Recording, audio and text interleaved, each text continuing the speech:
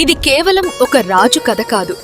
ధర్మం, విధి, నిందల మధ్య నలిగిపోయిన ధర్మపురం రాజు కథ. అనగనగా ఒక రాజ్యం. ఆ రాజ్యంలో ప్రజలందరూ సంతోషంగా జీవించేవారు.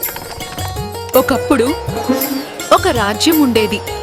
ఆ రాజ్యంలో జనాలంతా హాయిగా బతుకుతూ ఉండేవాళ్ళు. ఆ రాజ్యాన్ని పాలించేది ధర్మం అంటే ప్రాణం పెట్టే ఒక మహారాజు.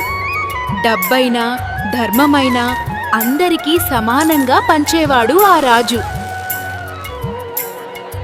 వేల మంది తినేలా వంటలు మొదలయ్యాయి. పాత్రలన్నీ మరిగిపోతున్నాయి.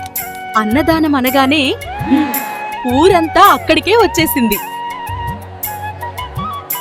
ఇదంతా జరుగుతుంటే రాజ్యానికి దూరంగా ఓ అడవి ఉంది. ఆ అడవిలో ఒక గద్ద ఆకలితో పిచ్చెక్కిపోయింది.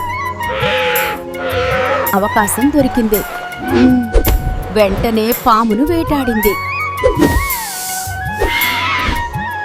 పామును పట్టుకుని గాల్లోకి ఎగిరిపోయింది.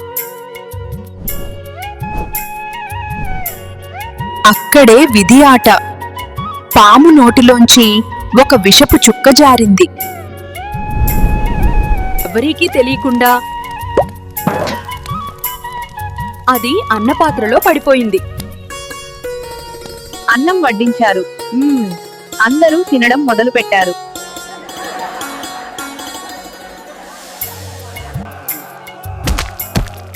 కొందరు ఒక్కసారిగా కూలిపోయారు. ఇది చూసిన రాజుకి గుండె ఆగినంత పని అయ్యింది.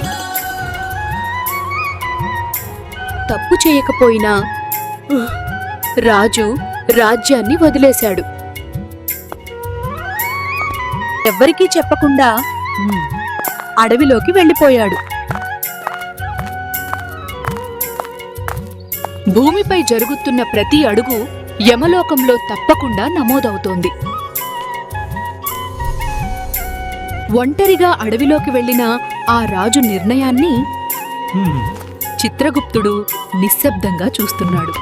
కానీ కథ ఇక్కడితో అయిపోలేదు. జనాల్లో పుకార్లు మొదలయ్యాయి. ఇది చూసి చిత్రగుప్తుడికే టెన్షన్ మొదలైంది. ఎవరి తప్పో అర్థం కాక యముడిని అడిగాడు.